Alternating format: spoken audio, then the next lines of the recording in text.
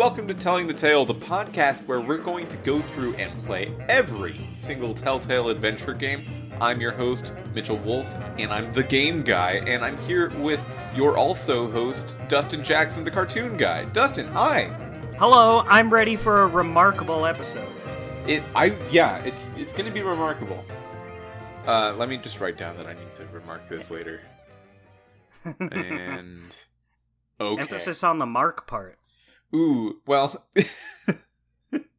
that's good. See, that was a little joke. Yeah, it was a little joke. It was minuscule. Yeah, it was small.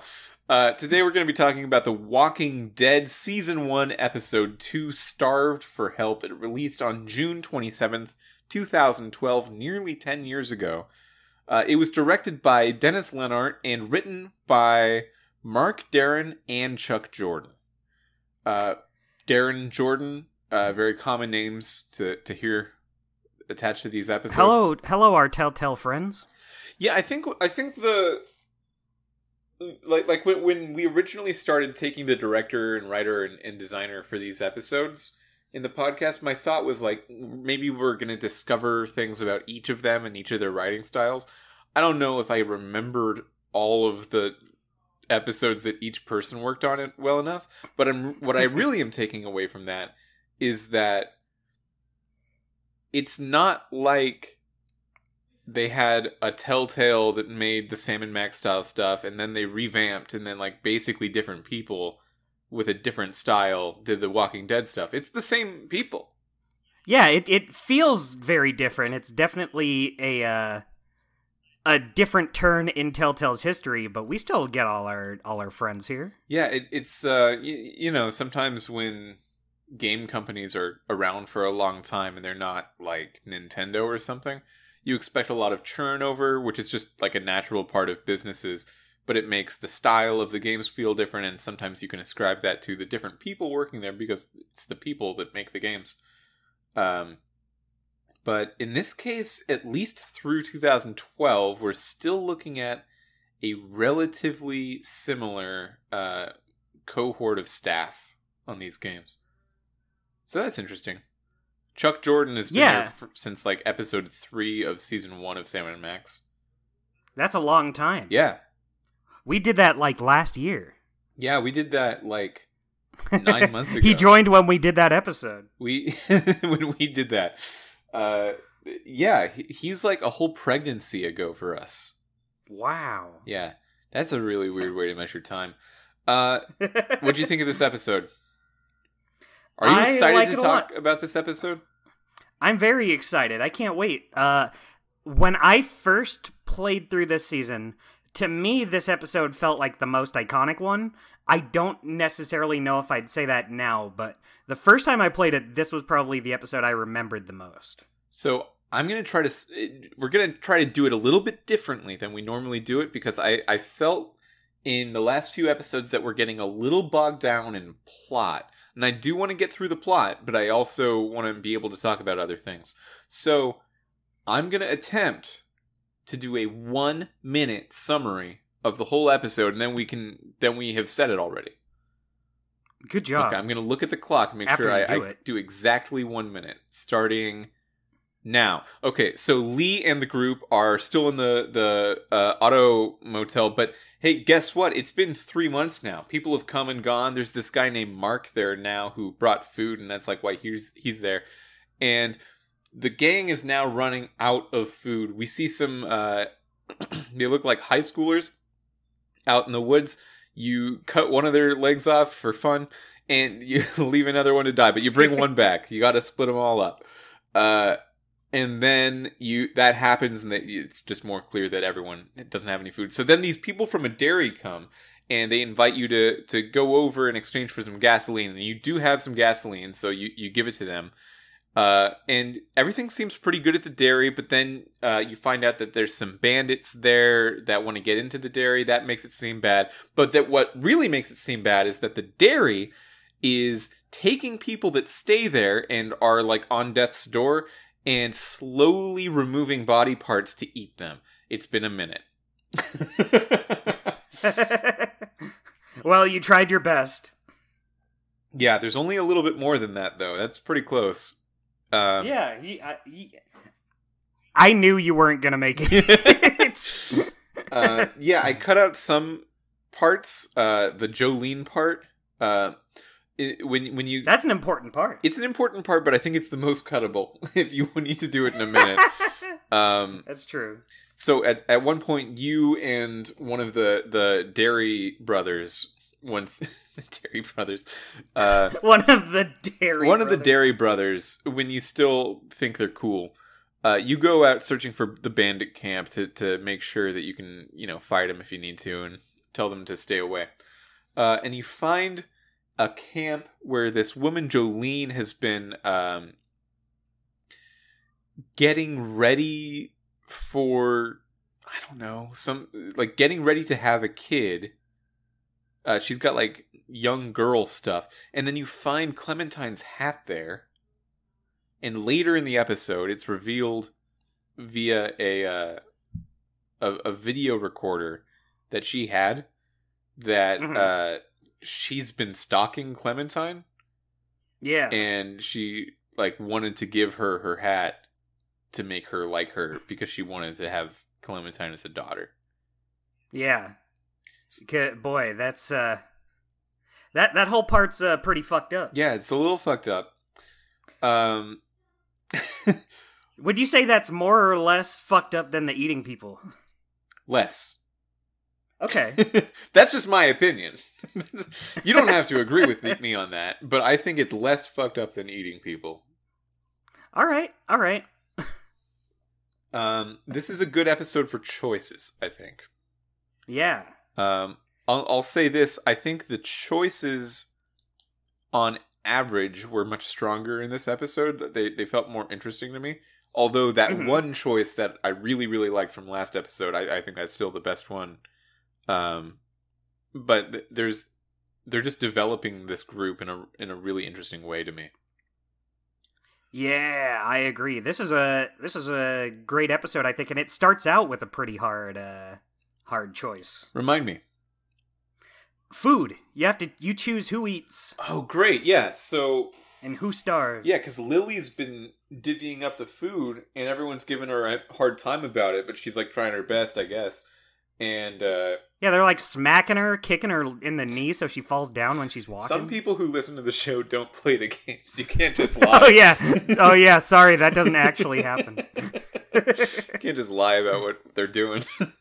Sorry. Yeah, no, Lily's giving it a good shot. she's just divvying up the food, but everyone's giving her a hard time. So she says, "You know what? Fine, Lee, you do it. You divvy up the food." And you're given a choice of who to feed. Who'd you feed?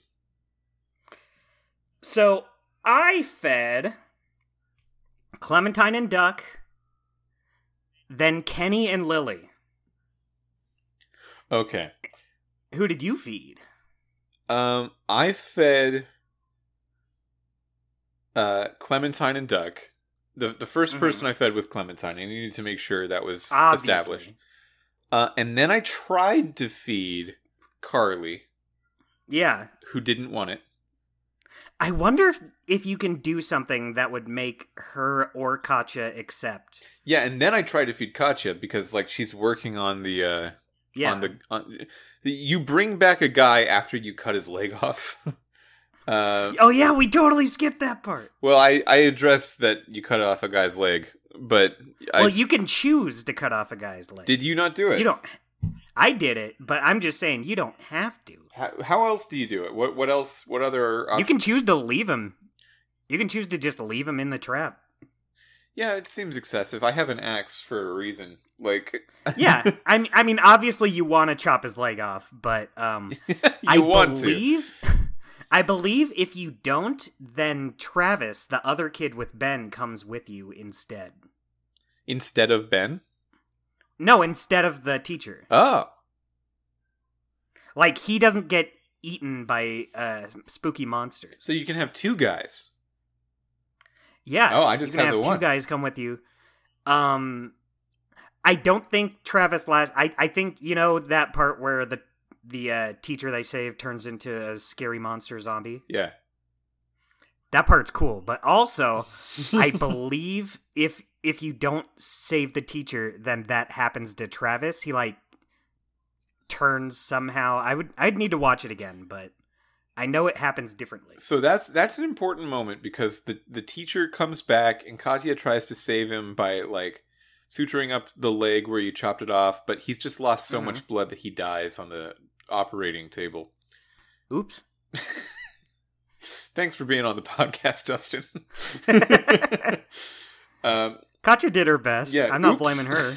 Yeah, it could happen to anyone. Yeah, it's biting criticism there. Yeah, I wouldn't have been able to save him. I'm just a guy. But then he becomes a zombie, and everyone's like, wait, you didn't say he was bitten. And then Ben reveals to the group, like, hey, didn't you know? You don't need to be bitten. It's not the bite that does it. It's not the bite that does it. You're just fucked either way. Yeah, I guess the disease actually is airborne, and probably everyone has it. But gosh. Yeah. Remember what we were talking about last episode? I mean, what part? Oh, the COVID, yeah. Yeah, COVID. Yep, right. Yeah. Boy, howdy. Yeah, there's some COVID implications in this episode too. But like, yeah, so the disease is airborne. It just doesn't matter until you die.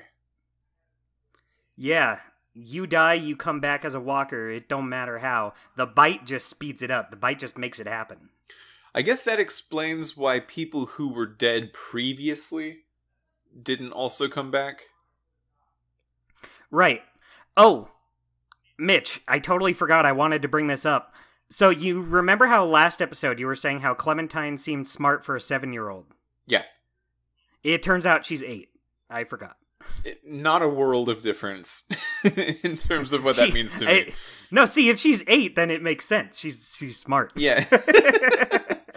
I wasn't saying 1 year smarter than she should have been, because people can just be 1 year smarter than they are. I just wanted to make sure we were on the same page. Sure. Well, good to know.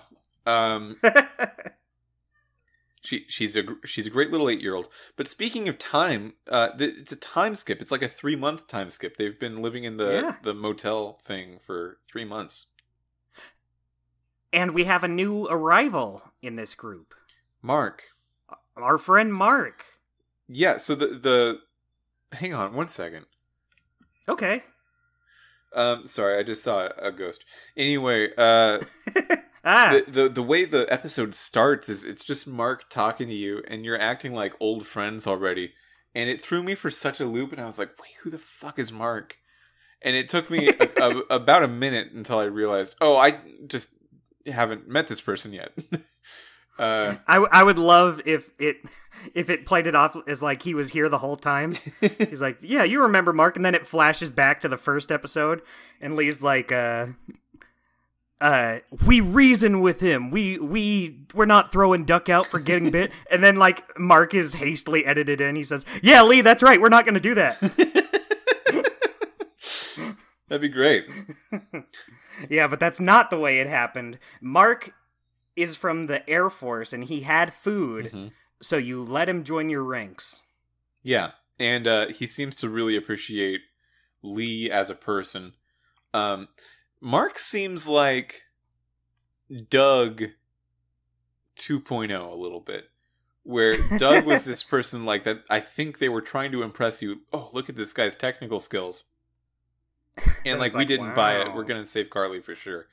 And then Mark comes in here is like, no, it didn't even matter about Doug. This guy's better. This guy seems better at things.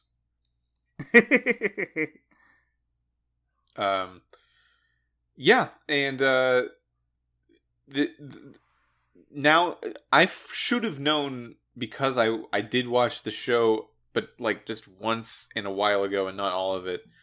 About the disease being airborne thing, but I forgot about that. So that was essentially a reveal to me at the same time as the characters. You gasped. I didn't. But I thought it was interesting. Yeah, so now we have Ben and Mark in this group. The teacher doesn't make it, turns into a walker, and you take him out. Oh, Mitch, you didn't finish saying who you fed. Sorry, I fed Mark, tried to feed Carly and Katya, didn't work. No, sorry. I fed Clementine and Duck. Mm-hmm. Carly and Katya didn't accept it. I tried to give it to Lily, and she didn't accept it. So a lot of people aren't taking it. Yeah, you'd think with how hungry everyone is, they would take it. And for a second, I thought, like, are all the adults not going to take it? But then I gave it to Mark, because he was the only one that talked about being hungry, and I was like, that's the magic word. You Here you go. My reasoning was, if you say you want it, I'll give it to you, because some people are not saying that. So, you know what? I wonder if you don't bring the teacher back, I wonder if Katya would eat because she's not trying to help anyone. She's not busy helping the teacher. Oh, maybe. Yeah. Interesting. I think she would probably still want Duck to eat first, but then once Duck does, maybe. And then I gave it to Larry because I was experiencing this thing at the beginning of this episode where it's like, hey, you know what? That whole thing with Larry where I hated him a lot, that was last week. Let's give him another shot. And bygones be bygones. And I had a very interesting week this week with Larry. My week with Larry. Yeah, so I gave him the food, and he genuinely did seem kind of appreciative about that. And then throughout the episode, Larry didn't seem that bad. That's interesting. Like he's the idea that he knows that Lee is a murderer from before when that was bad. Or before when that wasn't bad. He still doesn't like Lee for that, but like a lot of the working with Lee, or a lot of the tough decisions, sometimes Larry will jump in and just say, you know what, I kind of think we shouldn't be so hasty. And like, whoa, Lee, or Larry, that's a wild thing for you to say. Compared to the crazy, very Larry. shitty way that you've been so far. So I'm glad that I helped out Larry there, if that's what made him do that. I don't actually know how much who you feed has an impact on the episode. I don't either, because I think for me, Larry was also like that, but I think it's more him. He wants us to make a good impression with these new people so we can stay here rather than because to Lee, he was still like a huge dick. Oh, yeah. Yeah, he's terrible. Yeah. Yeah, he sucks. I feel like this episode really tries to hammer home how awful Larry is to you specifically, to make one of the later choices maybe a little more difficult for you. Yeah, and I suppose we'll get there, but maybe the people I knew I wasn't gonna feed were, well, Ben for sure. 100% Ben doesn't get. He's lucky to even be here. Yeah, that was my take, because when I brought the teacher and Ben into the camp, Lily and Kenny are having this argument, and that's sort of the whole background drama of the episode of Lily versus Kenny. Kenny's got this idea of hey, we should be helping everyone out whenever we can, and also me and my family are probably going to leave soon. So I'm just trying to help out people where I can. And Lily's we need to be very diligent about who we are and aren't giving materials to, because it's a zombie apocalypse, right? Right. And I felt both of their arguments pretty strongly. But I was like, well, I'm not going to just let this teacher die because he got in a bear trap. I'm not going to be like, well, it seems fine. So he can probably get out of this bear trap that's been altered to have no release hatch. Yeah, so it does seem whack as hell for Lily to be like, you should have just made him not live. What are you talking about? I kind of get it, just because they're very low on food and supplies, and that's more people that need to be fed. Yeah. So I get it from that, but, it's a person. Yeah. He's a living being. And I get it from that angle too. And that's why I felt like I was sort of appeasing Lily a little bit when I didn't give him any food. But you still didn't give her any food. I tried, but I guess I did. Oh, right. Yeah, well, she said, no, I need, like, give it to my dad, and then I did. That's so weird. She never said that for me. What she says to me is, I'm not taking anything from you. It's like, she was pissed at me. But, did you side with Kenny? At the beginning? Yeah, at the beginning, when the guy came back. Because I tried to stay kind of neutral and like, hey, let's just talk about this.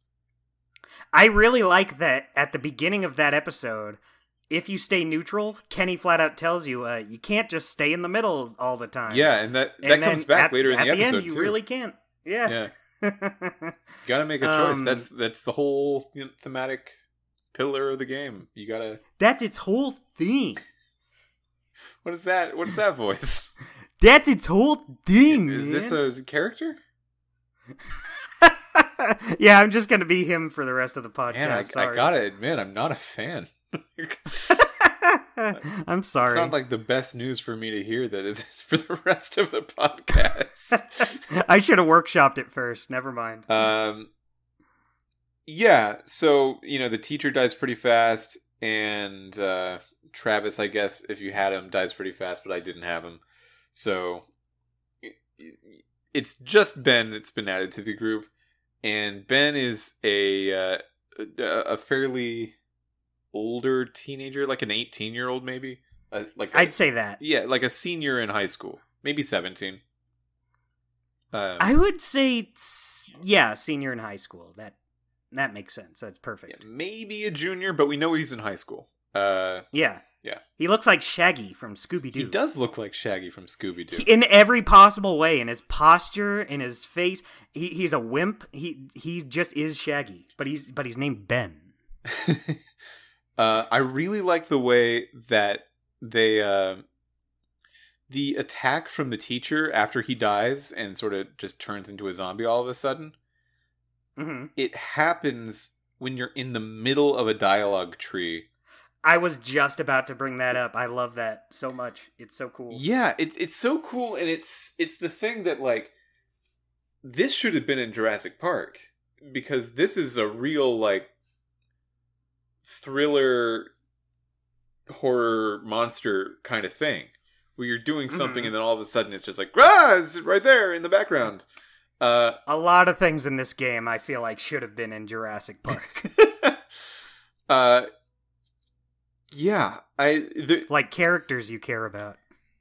Yeah, well, maybe in the next one. Maybe in the next one. I was thinking as I was rounding out this episode that, like, I just had a pretty emotional time, and I had some real sense of suspense at parts, and a real sense of, like, having to live with my choices and experimenting with feeling regret about them, but also, like, rationalizing, like, no, I did what I had to do. All of that stuff is amazing, and that all of that stuff is proof that the game hit its design intention. Whether or not you like this game, I don't think you could ever argue that, like, it doesn't do the emotional stuff correctly. It absolutely does. It manages the player's affective states in a pretty amazing way. And I felt nothing through Jurassic Park other than, like, understanding of the story as it happened. I was thinking that exact same thing. Not even at, like, the big emotional moments. Even just parts where, like, you're just Lee walking around on the farm. I was like, this is crazy how, like, all these characters feel so fleshed out with, like, opinions on what's going on. And with Jurassic Park, it's just, all right, we're these characters. We got to get through to the end. And who cares? Yeah, as soon as you're all going in for dinner, so when you go to the dairy, it's a mom and, like, two adult sons, and the mom says, like, hey, you should all come for dinner. And then at a certain point in the episode, you do go for dinner, and everything seems mostly okay from that point on, although you have been given a lot of reasons to, like, keep an eye out. But everything seems mostly okay. And then all of a sudden, the mom says, like, because they ask, "Oh, where's Mark?" Because he got shot with an arrow earlier, and she was taking. Yeah, you're attacked by bandits when putting up the electric fence. Right. Yeah. So the mom was taking care of Mark, and she said, "Oh no, I just brought his food up to him already, so don't worry about Mark. He's already set." And like as soon as she said that, I was like, "Well, we're gonna eat Mark," and I was right. They cut off Mark's legs above the kneecap and had cooked his legs, and that's what they're eating. It is quite a visual when you first find him in that room, just lying there, and you're like, your legs, you have no legs where once before you had legs. Yeah, and I think there's some sort of, I don't know what literary technique this would be. This is sort of beyond my knowledge of vocabulary, like my scholarly vocabulary, but there's some sort of literary technique where they're using here where the way the teacher's leg is chopped off at the beginning, or at least you have the choice to, it is juxtaposed with the way Mark's legs are chopped off, because in both cases you could argue that they had to do it for survival, but you're clearly saying, no, I would never do it in Mark's case. Like the player is expected to be like, oh, wait, well, this is bad. Wait. So why would you do it for survival for Mark? No, I wouldn't. I'm saying that's what the family did. That's like how the family's rationalizing. If these people are dying... Oh, yeah, so they eat their meat so they can survive. I thought you were talking about so Mark could survive, and I was like, he got hit in the shoulder. No, I don't think they're expecting Mark to not survive. I don't think Mark's going to make it between you and me. No, totally. It seems like through this whole episode, they're really trying to get these guys killed, because when you're putting up the electric fence, it comes on immediately. Yeah. It seems like Andy knew you were going to be doing it, and he's like, well, maybe we'll fry these guys up and eat them up. Yeah, I think it's interesting that they invent Mark just for this episode to do this to it, because there is another death in this episode. We'll just talk about it now. Larry also dies. Oops. He gets his head smushed by a big square. And I guess the question is, why do you think they didn't just combine those characters? Mark and Larry? Yeah, what if Larry was the person that they tried to eat? Because then maybe you wouldn't have a choice. Wait, what do you mean? Well, because you have the choice on whether or not you want to help Lily save Larry, or Kenny kill Larry. And if Larry just had his legs chopped off, I think there wouldn't be much of a choice there. I mean, I get what you're saying, but I think they could have written it in a way where you would. It could have, that choice could have come up with like Larry acting as that character as well. I just think it's interesting that like they need to really fast introduce this character to really fast get rid of this character, just to make these other characters that you were also not going to see after this episode feel like more of a big deal. It really reminds me of Mitch. Have you ever seen the show Clone High? Yeah, not every episode, but most of them.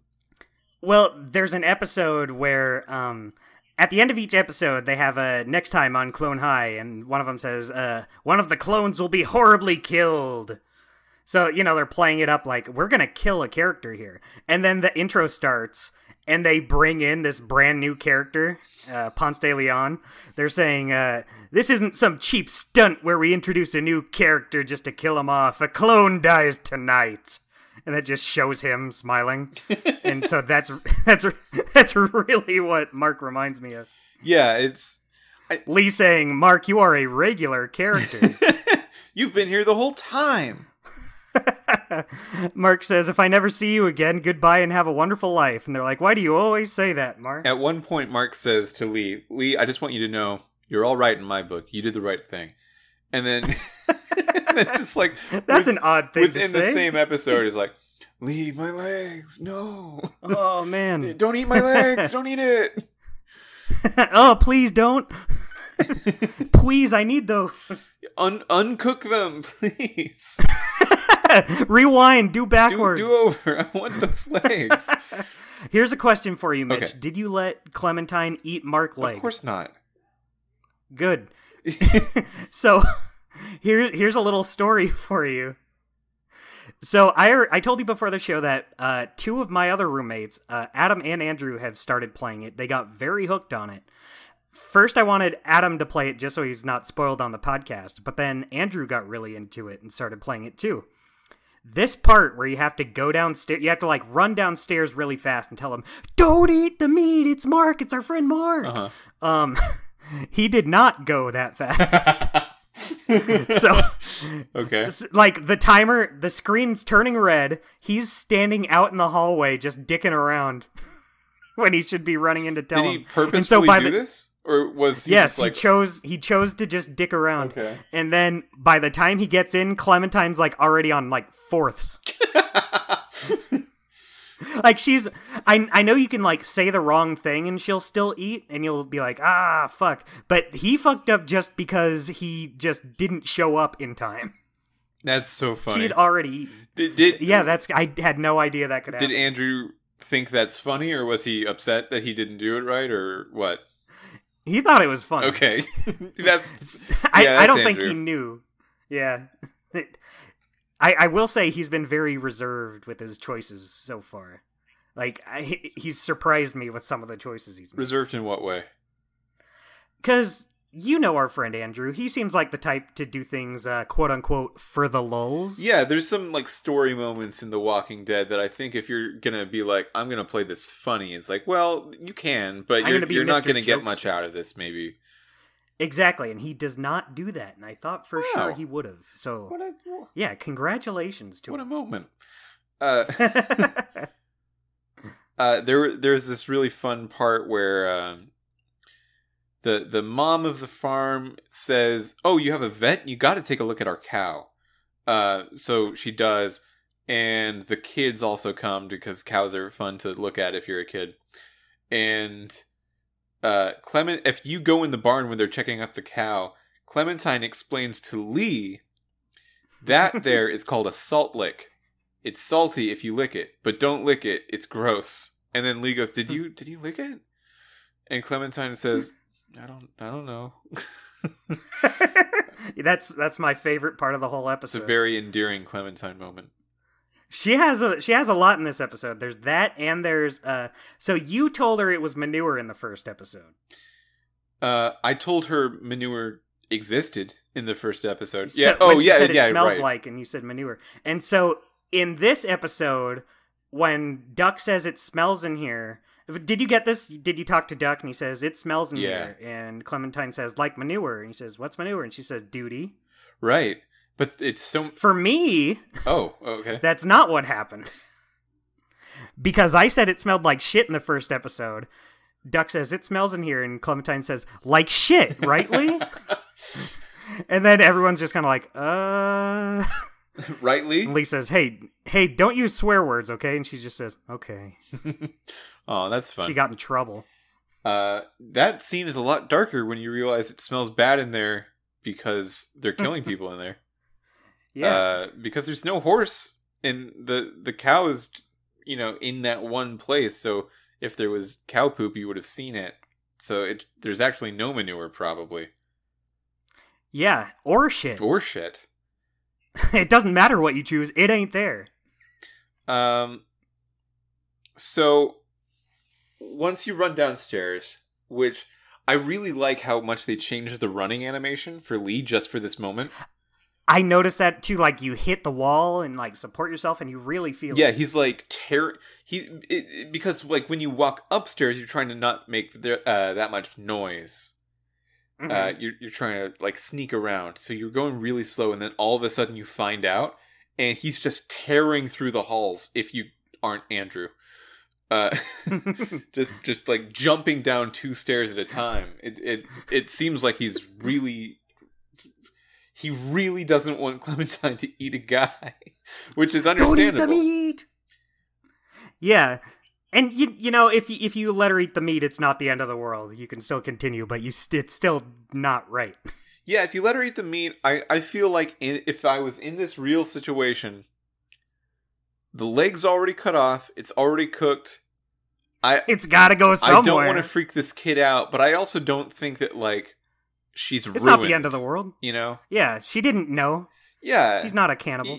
Unless she says times when like mountain explorers get stuck and they have to make rough choices, or people deserted on an island. Like, it happens. Yeah, it's rough, but like these people needed to survive. Like, I'm not gonna say that this is terrible for Clementine's sake. It's terrible for the dairy farmers that are not only like doing it, but they seem to be actively pushing for it to happen. Yeah, exactly. Like, they said they only eat the people who are gonna die anyway. I don't think that's true. They really were kind of going out of their way. It seems true, but like, it seems true that they make that happen. Yeah, exactly. It's like, oh, well, you're gonna die because we're gonna make you. Yeah. Yeah, I feel like it's fine for Clementine. The only time it would be concerning is if she said, I ate human meat, and I liked it. Yeah, if she turns around and she's like, why didn't you let me finish? I was so hungry. Good stuff. The funny thing about that scene is Duck is just going to town on it. Yeah, you watch Duck, and I don't know if I missed it or anything, but I don't know if Duck ever found out what happened. What, like, do you think he found out what he ate? Well, they were screaming it right in front of him. I think when Lee said you're eating human meat, I think he might have figured it out. Okay, so that was a choice though.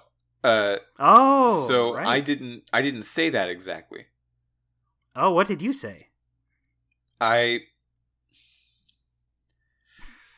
were options. Do you not remember? I don't remember exactly what the options That's were, fine. But there were options that were like, it seemed like the kind of thing that would let an adult know, but not say in front of the kid. Oh, okay. So like a little bit of entendre in order to mask that's it. funny. That's funny you mentioned that, because in that same scene, he is saying to Katya, who takes his plate away, he says like, Mom, what did I eat? I missed that entirely. That might have been choice dependent. That's funny. Yeah, Duck, what did you eat? Feel bad about it. Yeah, Clementine, it's fine, but you need to sit down and think about it for a little bit. So it was this reveal that like this is how this family's dealing with the problem. Where I again thought of COVID. Where remember the infamous Imagine video where all those celebrities sing Imagine. Oh yeah, and people were like, dude. We don't need you to coddle us, you celebrity class, while we, the common people, we're not going to be delighted by seeing a famous person like do this for us. You get to be in lockdown in your big mansion. Yeah, it was accused of being very tone deaf and everything. It reminded me of this scene at the barn because if you remember when that Imagine video came out, it was about 3 days after the lockdown started. Jeez. It's now been nearly 2 years, and we're still definitely dealing with COVID. People are still masking up. You still need a vaccine. You still, like, it's still all of the happened, but, like, most of the extreme reactions to it were immediate. Yeah. Like, people weren't worn down. People were triggered into just like, whoa, now I'm doing this terrible decision. So, like, this family has resorted to cannibalism actively after, like, 3 months. It's just... Yeah, and they had biscuits. They had food. They didn't need to eat people. Well, those biscuits, I don't know. We don't know that those aren't people. We don't know what's in them. Yeah. I mean, It's true. Yeah. I still feel like they could have held out a little more before eating people. Right? Yeah. Or at least like, hey, you have a cow and you have a dying Mark, and you chose Mark first? It just seems rude. Well, no, we find out the cow is not dying, it's pregnant. No, you have a... That's what I mean. You have a cow and you have dying Mark. Oh, I thought you said the cow was done. No. I got that all confused. Whoops. You're like, okay, so now you have 2 cows. And you still picked people first. It's like your orders are whack. Well, we already know how to cook people. Yeah. So the St. John is the family name. So the St. John brothers lock you, Lily, Larry, and Kenny up in a room in the barn. Mm-hmm. And Clementine. And it can't forget Clementine. You just can't. You're back there. You're trying to find a way out, and Larry is pounding on the wall. They took Katya and Duck, so they're not in there with you. They have them at the moment, right? So. And it's worth noting that Carly and Ben never even came to the dairy. They just left. Mm-hmm. So they've been gone the whole time. So Larry's pounding at the wall, and eventually he'll have a heart attack and fall to the ground unconscious. What a Butterfingers. Lily is trying to give him CPR, trying to resuscitate him. And then Kenny comes in and says, hey, remember the teacher? Who, when the teacher died, he wasn't bitten or anything. He just came back as a zombie. If Larry becomes a zombie, he's like way stronger than all of us. He's huge. He will kill all of us. He will rip all of us apart. But Lily's like, we don't know he's dead yet. We can just, give him CPR. And that's a choice. You either have to side with Kenny and kill Larry early, or side with Lily and try to bring him back. What did you do? Mm-hmm. I sided with Lily. I sided with Lily as well. It seemed like the right thing to do. Yeah, and it's funny because before this, every other time in the past, I helped Kenny. Well, it just does seem too early. Like, if you side with Lily, Lee brings up, hey, remember in the drugstore in episode 1, where Larry was saying, hey, we should kill Duck because he might have been bitten. That was too early, and it turned out to be true, and Duck was fine. So in this case, we should do the same thing. It's just like logically correct. Although Kenny did have a good point of like, the disease takes place pretty immediately after you die. That's what makes it so tough. Like, I do agree. Lee, to me, didn't strike me as the kind of person who would immediately jump to killing him. But that is what makes the choice tough. Yeah. Both of them are right.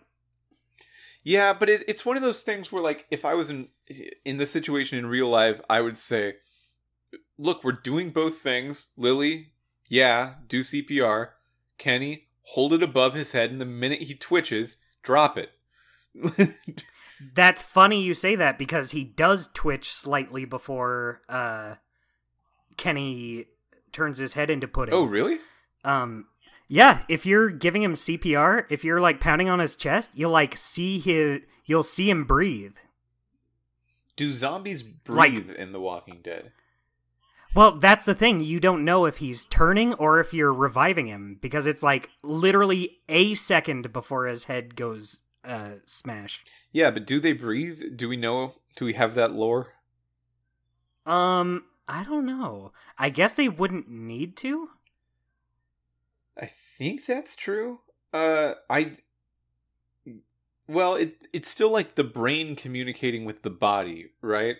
So yeah, I think you need blood to do that. Maybe they still need. Yeah, exactly. Interesting. I don't know. Well, you can make a frog twitch just by sending electrical, so maybe it's purely electrical. In which case, no, you wouldn't need blood for that.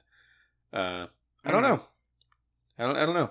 But either way, Kenny throws what I thought was a cardboard box, and I didn't understand it at first, but then I realized it's like an anvil. That's one hit. No, it was one of the salt licks. Oh, what?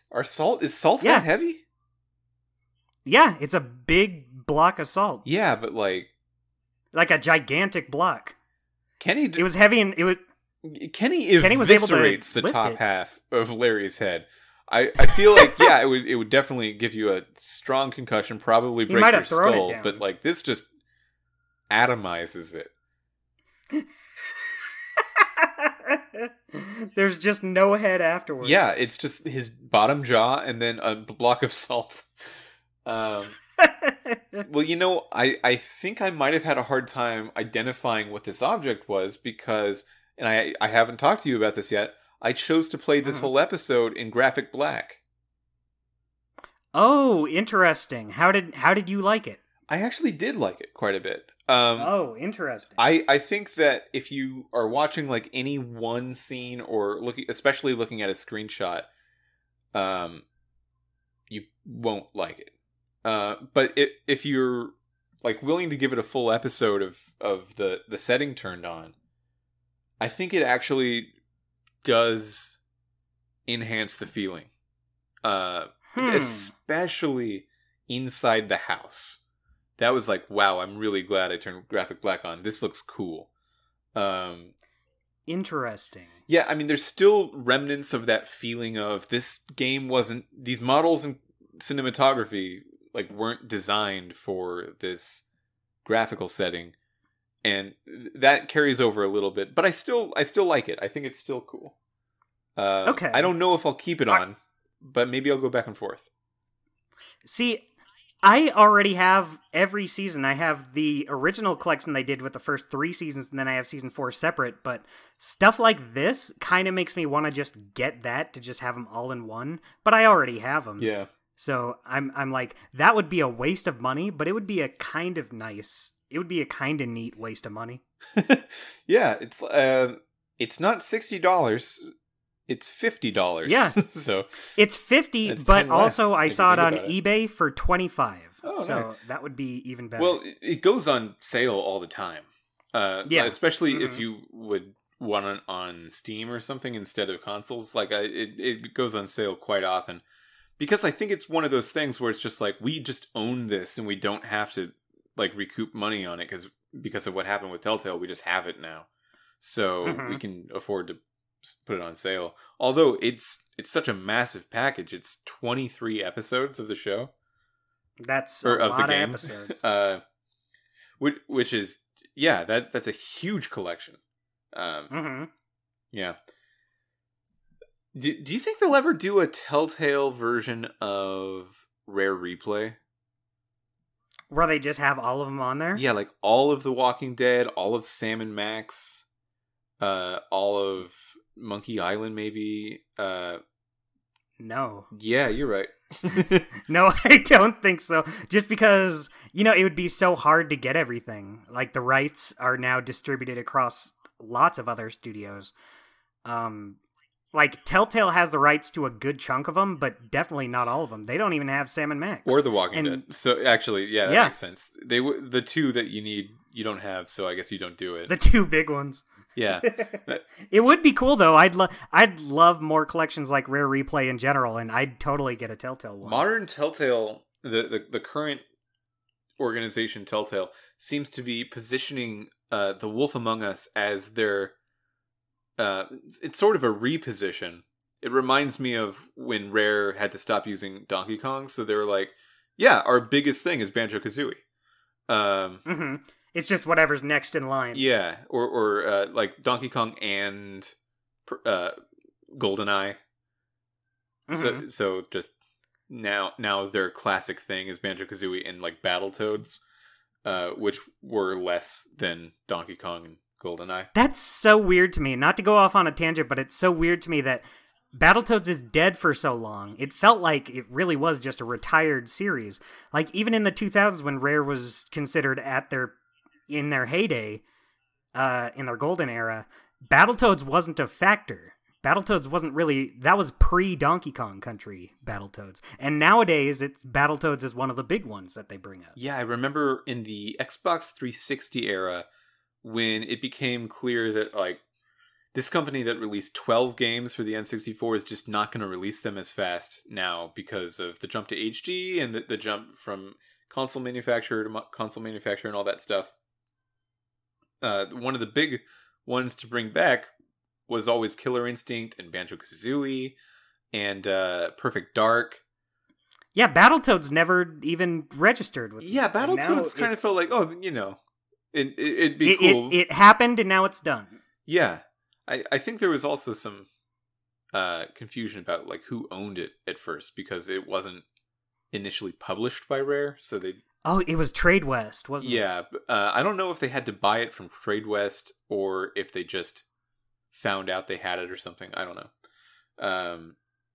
Anyway, The Walking Dead. I played it in graphic black and it looked very interesting.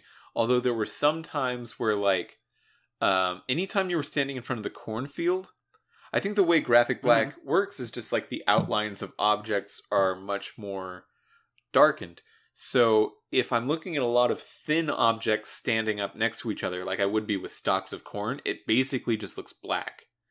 So that was like one or two times where that didn't work. But for the most part, it was pretty good, I think. I feel like I still wouldn't care for it, but I'd give it a try if I had the collection. It's definitely a taste. Least. It makes the game look a lot newer. It if you turn it off, all of a sudden it's like, oh, I forgot this was 10 years old. And then I forgot this was 2012 this came out. Yeah, it which I think speaks to the art direction of the game pretty highly. Yeah. Where if you just apply a new shader and it looks so modern. Yeah. It's funny, when playing this, I was thinking, boy, I wish we got a Sam & Max game that was able to like have outlines and look more like a comic. So I gotta tell you, the choice with siding with Lily or Kenny on killing Larry, it's another choice that I kind of don't think works as well as it wants to. I personally don't think it does. Because I think the game is asking you, like, don't you hate Larry? And I'm like, yeah, but like I wouldn't kill him now any more than I would kill him if he was just standing there, you know? Yeah, but it's funny. I think that's what makes it a good choice. This whole episode, they're kind of making you want to hate Larry, and then it comes time to kill him, and you're kind of like, well, I don't really know if I should now. Yeah, that's a good point. I think it's a very strong choice. I guess it's a good choice, not because like it's actually reasonable to have both ends of the choice be taken. It's a good choice because it makes you reanalyze. Like, no, you're not going to kill him, right? Like it's like the game calling it, even though he's a total asshole to you. Yeah, the exactly. Game is making the assumption of like, no, dude, come on, you don't actually feel this way. It's like, oh, I guess you're right, game. I don't feel that much that way. And that'll happen again throughout the season. So I think they do it really well. I thought the real good choices were coming up after this. You're trying to sneak out of that room, and the St. John brothers. Well, the whole St. John family, you got to take him out. So you got Danny in the barn, and you have this pitchfork. You get in a tussle. There's a gun at your face, but then you move it out of the way, and you grab a pitchfork, and you are like holding Danny down with the point end at him. But Clementine's looking at you. So do you kill this guy? Do you not kill this guy? Do you somehow, like, restrain him? Do you let him go? What do you do? What did you do, Dustin? I did not kill Danny. So I did kill Danny. Tell me what happens. Ooh. Not much happens. Lee sticks the pitchfork in the bale of hay, and you kind of see... Danny doesn't say anything, but you kind of see a look on his face like, oh, I guess I was wrong and stupid. And Lee yells at him. He says, "This isn't what the world is now." And Clementine gets to be your friend still and be on your side. I've been convinced this is what the world is now. So I killed this guy because this guy. It's not only the meat thing, although that is gross. It's also like when you go to Jolene and he just shoots Jolene straight in the face for almost nothing. Like you're in a standoff. She was being dangerous, but you got the impression she really wasn't going to do much. So like this guy's murderous. This guy's gonna actively upset bandits on purpose so he can like eat them. He's got the bloodlust. And what I really like about these choices is that it makes you think of what you would actually do in this situation in terms of parenting. Because you're tasked with protecting Clementine. Right. But it's up to you what that means. Like, obviously, protect her from harm. That's obvious. That's the first episode. This episode is like, do you protect her from ideas? Does she need to know? Like, in a lot of different ways. It's asking if you protect Clementine from ideas. Like, do you let her eat the meat even though it's a guy just because she's really hungry? Like, she might die if she doesn't get food, right? Do you protect her? So just let her eat Mark. And I just let her eat Mark. They should have given you the choice, like, you found out it's Mark, but you can also just be like, whatever. Like, my reasoning was, I'm definitely going to have Clementine not eat this guy because I do want to protect her from that idea. But the idea of, like, sometimes it's okay, or like, it's never okay to hurt other people, ever. It's like, I actually don't want Clementine to think that. Yeah. And I didn't realize that I cared what Clementine thought that much until this moment. This moment, I was like, right. Clementine, I think you should maybe be aware that this has to happen. Like, I don't want to let this guy just get away. Bad things will happen if this guy lives. See, I don't know, because you see the look on Danny's face, like he had some sudden realization, but also he had his leg caught in one of those bear traps that has no release hatch. Yeah, he wasn't going to get away. Yeah, exactly. So I don't know. It really can go either way, and that's what's good about these choices. Yeah, it could. Like, I was thinking, like, if I let Danny live, am I gonna be attacked by Danny later in the season or whatever? Like, I don't want this specter of this asshole who was terrible and will continue to do terrible things, like, over the people that Lee is starting to really care about. Great. Yeah. Then, you do the same thing later for Andy, the other St. John brother. Well, before that even, you go inside and Brenda has Katya. Right, yeah, Brenda is have a the mom. And I thought this was a very Dustin Core mom, by the way. All right. I got to be honest with you, Mitch. This is going to get a little steamy here. Uh-huh. I actually really like Katya. Yeah, I know. Kenny doesn't deserve her. I think we've talked about this on the show before, right? Yeah, with Puzzle Agent. Your very specific tastes. Yeah. Yeah. Yeah. I feel like they shouldn't have put this game about a zombie apocalypse filled with so many very attractive ladies. Because Carly, I'm also like, I can. She's showing some interest in Lee. I can make this work. I can try to impress Carly. But Katya has your heart first. Oh well, yeah, definitely. But she's a married woman. Sure. So I just have to admire from afar. Mm-hmm. Brenda's okay too, but she's she eats people. Yeah, it's rough. I'm not looking for any of that. So, yeah, Brenda's got Katya at gunpoint, and you have to, like, convince her to walk away from you as she walks to the top of the stairs, where Mark, who is now a zombie, grabs her and kills her. This part is so awesome because it's so dark in this room that you really just see Mark in the shadows, like his arms waving around, and you just see Brenda just slowly backing up to him, so... Boy, when I first noticed... I don't think the first time I played I even noticed Mark was there. I just thought it was like some walker. I didn't even realize it was Mark, so when I did, I was like, oh! Extremely cool in graphic black. Mm-hmm. I can imagine... That's a scene I could imagine looking very good. Yeah, it did look really good. I think there was probably a risk of like it looking too dark, so you can never really see Mark, but... You do, because the lightning is also brighter with graphic black. Like both ends are turned up. So that's cool. Yeah. I agree, Mitch. Yeah. So then so Katya dies, and no, she doesn't. I meant Brenda. Yeah, Brenda dies. Katya leaves. I'm sorry, I freaked you out for a second. I was like, no. That's another reason I'm not into Brenda. Is she also dies? Yeah, well, you can't hold that against her. That's true. It's not her fault. Yeah, that's not a personality trait.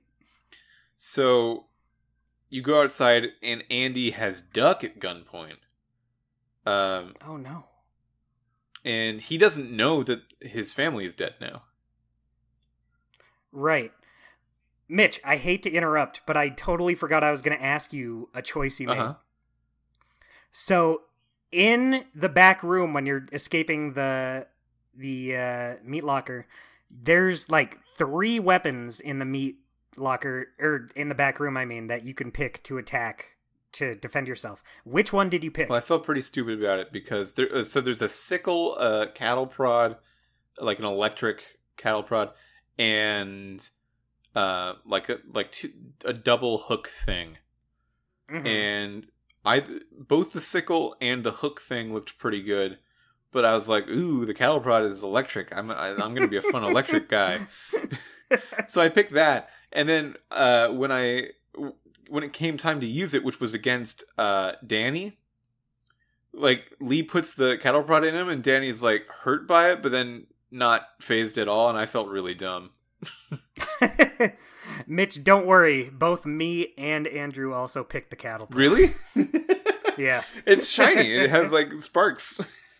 Yeah, it makes you want it. It's very tantalizing. Yeah, and then the sickle's like, I'm sure that'd work, but it would be cool if I would, it'd be cooler if it was electric. Yeah, it made me feel dumb. Oh, well. That's okay, Mitch. We won't tell anyone. So you get in a fight with Andy, and you basically win. You beat him up pretty bad, and you're about to walk away, and then he says, don't you walk away from me. And you have the choice to either continue walking away or to kick him into the electric fence. What did you do? I left. I was like, you're not even worth it. I kicked him straight into the fence. So you did kill both brothers. I killed both brothers. I felt like it was sort of an extension of this idea of like, I don't think that it's good for Clementine to get this idea that it's never good to kill someone in this world where people are killing people very often. Right. Yeah. I get that. It's either protecting her from the dangers of the universe or like sort of acclimating her to them, and it doesn't seem like the dangers of the universe are going away at any time. So, yeah.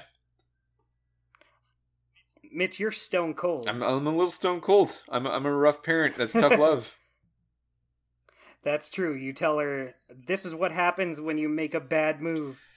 You go into the electric fence. Yeah, but I think they do a good enough job with making you like Mark that when you find out that Mark is basically killed by these people in a slow and agonizing way, you are there's no hesitation for me of like, well, do I care if this guy dies? Like, no, I don't care if the St. John brothers die. Like, I'm not even conflicted at all about killing these guys.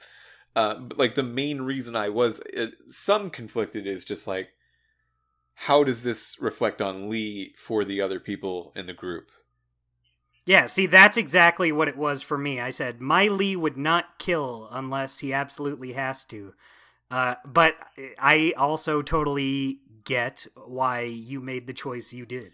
Yeah, I think it's like, I think my Lee is also not killing unless he has to, but this was a case where you felt like he had to. Yeah, I feel like after this situation, you gotta. Yeah, I mean, none of them survive this, so either way. Yeah. Because the house is immediately swarmed by walkers. Immediately, like comically fast. Yeah, like as soon as the electric fence goes down, the walkers are like, oh boy, party time. Yeah, and Brenda like walks out of the house dead as a so walker. cool to me. That's so awesome. You see her just like stuff. When the camera zoomed out, you just see her coming from the house, like about to chomp Andy. Yeah. Oh, is she going for Andy? I would assume so. Andy was right there. I mean, I guess not for you because you killed Andy. Do the walkers go for things that are dead ever, or they only go for live things? I think they only go for live things. And the reason why dead, is if you die, don't you immediately become a walker anyway? I kind of feel like walkers don't eat other walkers. Well, otherwise they would. In the beginning of this episode, we saw that there was one walker that went for a rabbit and ate a rabbit, so it doesn't need to be humans either. So like, and I think animals cannot become walkers. Is what they're implying, at least for now. Yeah. Maybe later we'll see a walker bear, and that'll be scary. That would be scary. That'll be scary. Don't put that thought in my head. Yeah, they can't sleep at night after that. Ooh. Sorry, I'm just looking at my notes, and there's a we don't do linguistic gymnastics anymore, but there's one line that almost read like a Sam and Max level line in this episode. It's when Carly and Ben finally show up because they'd been gone for too long. So they finally show up and they're like, "You've been gone for too long. What happened?" And Lee says, "They chopped off Mark's legs and tried to feed him to us." And Carly just goes, "Shit." Damn, man. Yeah. It's interesting to me, like, how quickly everyone except Lee, I guess, seemed to get over Mark. Like, no one's really beat up about Mark. Yeah, he joined late. Yeah, especially because he's the new kid. Carly was saved by Doug, and then within that day, Carly was like, "I'm kind of having the hots for Doug." But like they were with Mark for 3 months or so, and Carly's like, "Oh shit, he ate Mark? Damn." Oh well. It's funny because even these 3 months later, you talk to Carly and she says she's been having trouble sleeping, and it's because she's still thinking about that incident at the drugstore. Yeah. And here with Mark, she's just like, shit, damn. Okay. Yeah, the drugstore where one person died and everyone sort of did their best, and you can't really blame anyone for it, seems very tame compared to this episode. I think it might be because she also witnessed Doug get ripped apart by walkers. She wasn't there to see Mark have his legs eaten. Sure, yeah. So maybe it just didn't hit as hard because it wasn't such a shock. Yeah, well, I mean, that makes sense. One thing I totally forgot about. Yeah? In this episode, you get stuck in a room with Larry, and you're not sure if he's dead and going to turn into a walker or if you're going to kill him. At the beginning of the episode, Mark says, you're talking about Larry with Mark, and Mark says, "I know I wouldn't want to be stuck in a room with him." Yeah. That's a little thing there. Yeah, it's foreshadowing being stuck in a room. I'm glad he had a heart attack and it would have been a problem. Otherwise, it wouldn't have mattered. No, Lee would have just said, "I guess we are stuck in a room with him." These really are writers, huh? These really are. They know a thing or two. Really are writing the episode. So it's at this point I want to bring up something. The Xbox One, like original Xbox One that I'm playing this on, load times up the wazoo for this game. Interesting. Yeah, I'm playing on Series X, and the load times are really not that bad. Yeah, it's a problem, and I don't know if it's my build of the game, because we're playing a different version from each other, or if it's just like Series or Xbox Ones in general aren't good enough, or whatever. I don't know if this would be fine on an Xbox One X, or a Series X rather. But yeah, it did make the idea of like, hey, do you want to go check this thing out? I always have a second thought of like, I would immediately check it out if I didn't have to wait so long to do it. So I am changing my playstyle a little bit, because like I don't want to go to the barn and then leave the barn, and yeah, I get that. I'm glad you got to see all the funny Clementine lines in the barn. Yeah. Oh, you know what we totally forgot to talk about? Kenny's racism in this episode. Kenny has a moment. Yeah. It's played for it's not played to make him like a bad person. He immediately apologizes for it, but boy, yeah, it's a very memorable scene. Kenny made a rough assumption where there's a door in the back of the barn, where Kenny thinks something's going on in there, and then Lee's like, "Do you have any idea how to get past this lock?" And and then Kenny goes, "Yeah, can't you pick a lock? You know how to pick a lock, right? You know how to pick a lock, right?" And Lee goes, "Why?" He says, "'Cause you're, urban." Yeah, pretty bad, Kenny. And Lee's like, "Oh, you're not saying that." And Kenny does immediately. He's like, "I'm from Florida. Crazy shit just comes out of my mouth. I'm sorry." Yeah, interesting. He's self-aware. Interesting choice of excuses, because I think, it's not good, but I think you can make the excuse of like, I just got caught myself up. Like, I'm sorry, I don't know. We're all stressed out. I don't know. Yeah, but he decides to blame Florida. Yeah, blame Florida for it. It's interesting because Kenny is he's portrayed as a very like southern sort of rednecky type of character, and Lee is more urban in his words. So it from the beginning of the game, their dynamic, I think, has this like will they, won't they, but instead of romance, it's like racism or something. Just because of how characters like Kenny are often portrayed in movies, and unfortunately how certain elements of racism are predominantly in certain areas of the world where people in this style live. It's not fair, but that is how things are portrayed in media very often. So the idea that like this is the only thing that comes out of that is actually pretty good. But like Kenny does fuck agree. up.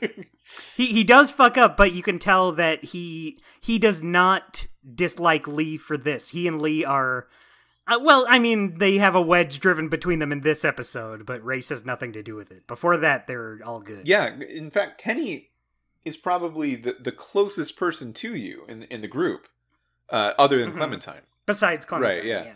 Yeah. Or maybe Carly now. Carly seems to have grown attached to Lee, but yeah, that stuff's weird. Yeah, I almost don't even know what to think of that. What about like why throw Kenny's... it in? Why, just like because it's that kind of choice for the writers that make the players' choices that much harder later. Is like I should be thinking about these choices very purely. I think it's nice to think of like, would you do this or that? Because the more complicated you make the choices, it's like, well, I didn't really want to do this thing. I just like, I guess that's the closest thing to what I would have done. I think that makes it very interesting. It makes you make these difficult choices that aren't always black and white. Yeah, but speaking of black and white, now you have this thing with Kenny where it's like, oh, he was racist once. So like maybe you're going to be subconsciously in something that doesn't have anything to do with that later, like motivated to disagree with Kenny. I don't think Kenny's racist. I just think he has some unfortunate ideas. He did a racism. But that doesn't make him like... That doesn't mean he hates black Dustin, people. I don't really think that's for us to say. That's true. Yeah, I don't think we get that call. You're right. But we also have a little more to this episode. Yeah, the last choice in the game comes up as they're walking away from the farm, sort of detoxing from that whole experience. They're walking away, and then they find this car, and this car has a bunch of food and water and everything that they need. The whole reason they even came to the dairy farm in the first place. And then and then they make you choose whether or not you're gonna take the stuff from this car. And it's interesting because if they didn't make me choose, I wouldn't have even thought about it. If it wasn't like for some people in the group saying, "What if these people come back?" And I was like, "What? We're 3 months into this. Are we still thinking in that kind of way? That's wild." Well, yeah, I mean, it's not like they left the car 3 months ago. They could have just like recently left and wanted to come back. Like you guys left the motor in. No, I know Although that. you had Carly and Ben there, so I meant more like it's been 3 months for the main characters we know about. They should have learned already. You take the food, like you just do. But then Carly and Clementine raised the idea of like, what if these people come back? We can't necessarily take their stuff. They'll die if they don't have food. And I was like, oh, okay. What? And you get to choose whether you take the food from the car or not. So I want you to say what you did first. This was a very tough call, and this was just a really beautiful moment because I had this experience with Clementine over the earlier part of this episode where I was basically making the choice. I'm not going to not kill someone if it's important to do so, just because Clementine would see. Clementine might need to actually know about this. So, like, I had made that choice already. Like, I had already sort of been sitting with that idea of, like, well, this is the choice that I made. So I thought that given a situation like this, I would be arguing for, like, Clementine needs to know that you have to take the food to survive. But I didn't. I didn't do that. And I held Clementine's hand while the others looted the car because I felt guilty that Clementine had already been through so much this episode in terms of how she respects and views Lee that I didn't want to give her one more reason to feel bad about Lee. You wanted her to know that in this world, even if you have to make tough calls, you gotta still have some goodness in you. Yeah, because like I think the argument that Lee tries to use when, like right before they get to the car, when Clementine asks, "Wait, so did you really have to kill those people?" I made Lee said, "Yeah, actually, I really did have to kill those people. They were bad, and they would have caused a lot more problems for everyone in the world if they were left alive. They were bad people. I had to." So, like, with this choice later, I could have made the argument like, Clementine, we have to. But I still want Clementine to think like, well, no, it was a good thing to kill the people. If she's already set on thinking this is a bad thing, I'm just going to not do this. Yeah. She already had her values. Yeah, I can't. I felt wow, Clementine's working so well as a gameplay device because I really felt invested in not making her not like me. Yeah. It was important to me. So what did you do? I also did not steal for that exact same reason. Have you ever done it? Even though I have not done it before, but I know what happens if you do. What happens if you do? If you do, Clementine gets a hoodie.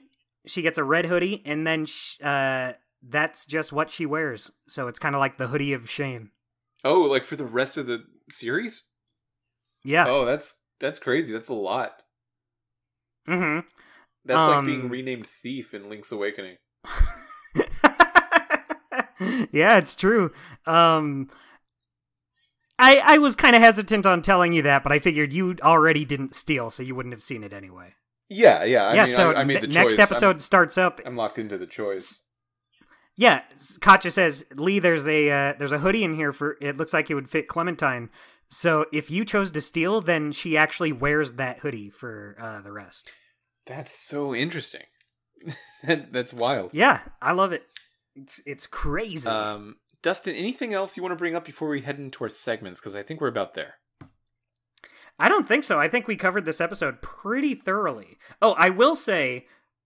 Oh, no, I'll save it for our segments, but we can move on. We can move on.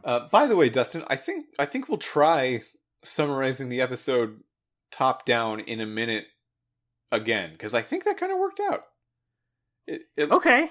Or you get the next one, and I'll give you 90 seconds for the next episode. I'm really looking forward to that. You'll get 90 seconds. I don't know if I'll be able to even with 90 seconds, but we'll see. Who's your weekly guy? My weekly guy this week, I feel like a little bit of a jackass saying it now after what we talked about earlier. I'm going to say Katya in this episode. All right. She brings it. She tries to help the teacher. Mm-hmm. She's thrown into that stressful situation. Then she tries to help them with the cow. And then she gets held at gunpoint. She goes through a lot in this episode, and I think she deserves some credit. Sure, yeah. Although it was very hard for me to pick because I feel like everyone's very on edge. Everyone's like being kind of a dick, except for some people. It would just be so easy to just say Clementine for every episode, just because she's so pure and nice. But I'm trying not to. And I think Katya really does deserve the gold medal this episode. Who did you pick, Mitch? That's so wild. I mean, Katya? Yeah. All right. She did a good job. I feel like everyone does a good job in this episode, but she's thrown into so much shit. So is Lee, but, you know. So if I had a most improved ribbon, I'd give it to Larry. Because the way Larry was calming down when he was talking to the St. John's, he was meeting people. He tries to hit it off with Brenda. Yeah, he does try to hit it off with Brenda, and like he's even being nicer to you, in certain situations if you do be nicer to him, I guess. You can tell that he grew over the last 3 months in a way or two. Like things happened with Larry. He still mostly sucks though, so I'm not giving him weekly guy. I didn't give Clementine weekly guy last week with episode 1 because I didn't feel like she really made that much of an impression on me, while Lee absolutely did, so I gave it to Lee. This episode I am giving it to Clementine. I'm glad. I love Clementine. Clementine really the way she works in this episode is kind of inspiring on a narrative level. It made you think maybe I shouldn't steal from that car. Maybe I shouldn't take 10 years to play with The Walking Dead next time. Well, you'll get them next time. Yeah, next time The Walking Dead comes out. The next time The Walking Dead season 1 comes out. Golden moment. My golden moment is, it's got to be the dinner scene. Oh, because yeah. I think it does a great job of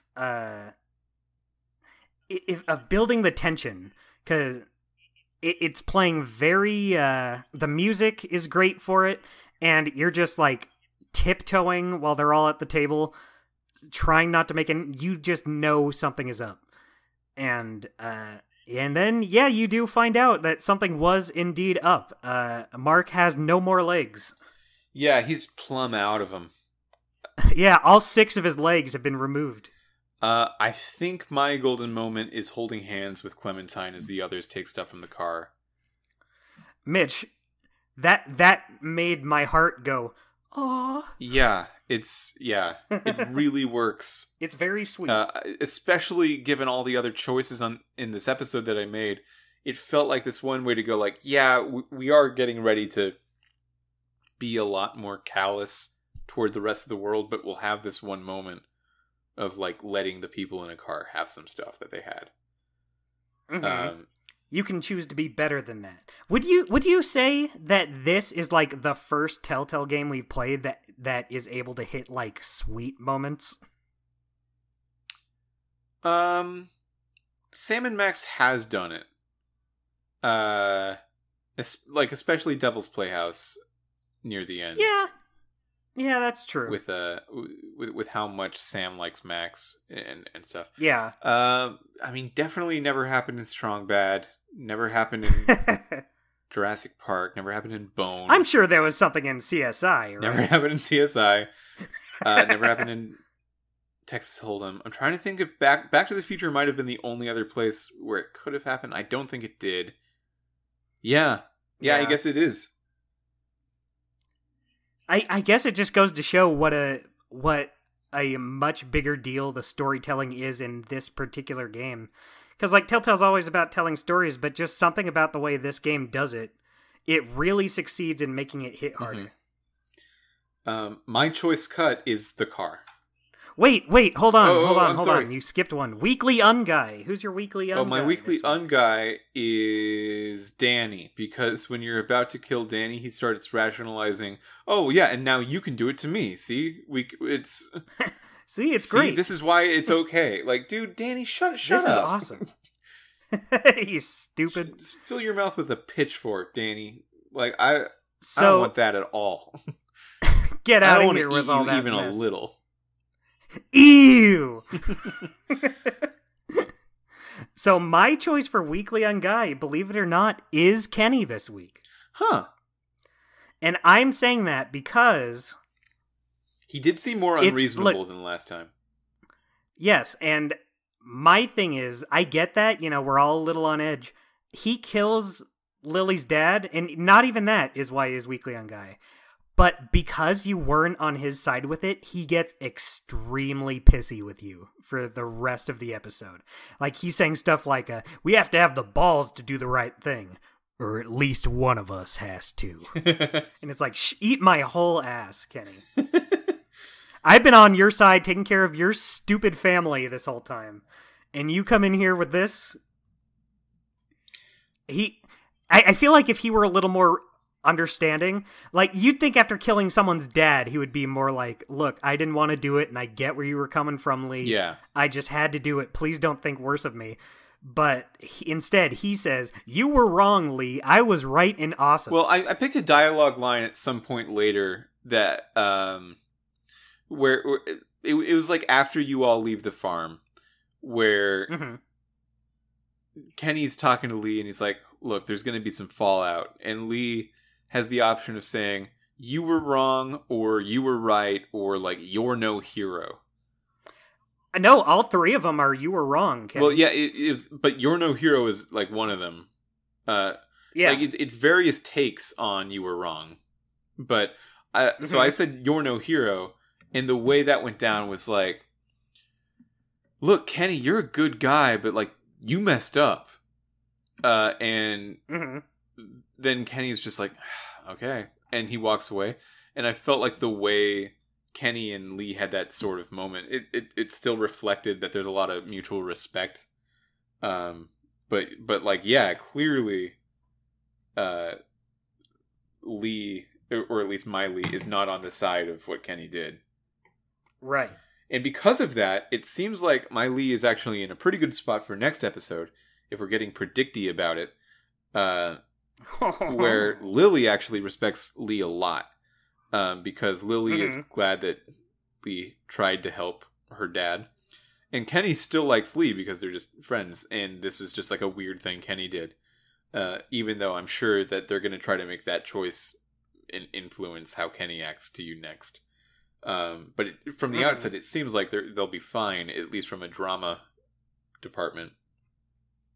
You were able to quell tensions between them. What was your choice cut? I don't think we got yours. It's got to be the head. Well, no, you know what? Wait, the head? What do you... with Larry. Oh, yeah. Yeah, obviously the head thing is what I put down. But I think that's just how it is for me, because before this, I just sided with Kenny. I was like, oh, I'm going to be on Kenny's side.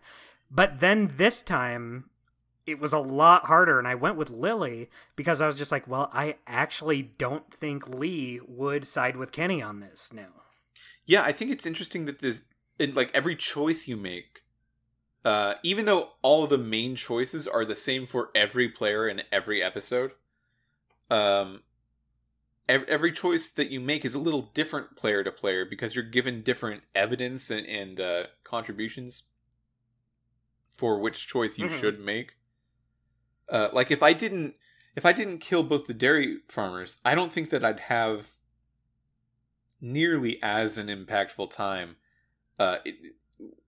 deciding not to loot the car. That's to me, those are awesome. very related. That's great. Yeah, I'm glad that it played out the way it did. See, for me, it's just I don't want to ever piss off Clementine, but for you, it was a whole thing. That's great. Yeah.